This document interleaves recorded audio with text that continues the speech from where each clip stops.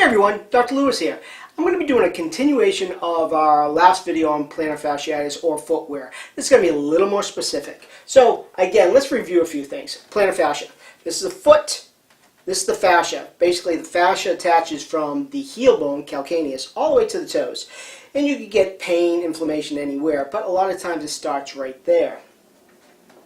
So when we're looking for a shoe, we should be looking for a supportive shoe first off. When we're looking at a shoe, we don't want something that's flexible, that moves all around. This doesn't do anything, okay? So what we should be looking for is a shoe that, one, has a nice toe box. It should be wide so your toes can move around. The other thing is it should have a nice flexibility in the toe box, and the reason being that, again, you need that motion. It should be fairly deep.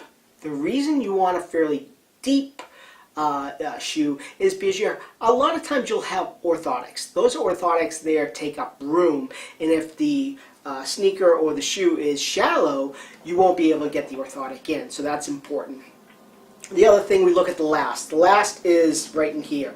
This should be rigid. Reason being, again, it should be rigid for support.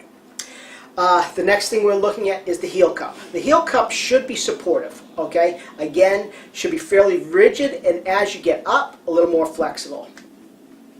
Couple other things, when tying the shoe, we should have a firm tie. It shouldn't be over tightened. The people at the shoe store should be able to show you different ways to tie your shoes. What else do I want to talk about here? Oh, in the back, it should be fairly wide. The reason being is that when you're stepping down, you need a nice platform, okay? And then a nice cushion, especially with patients that have heel pain.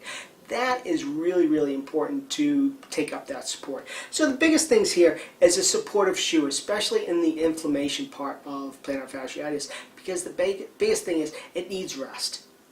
Does that make sense?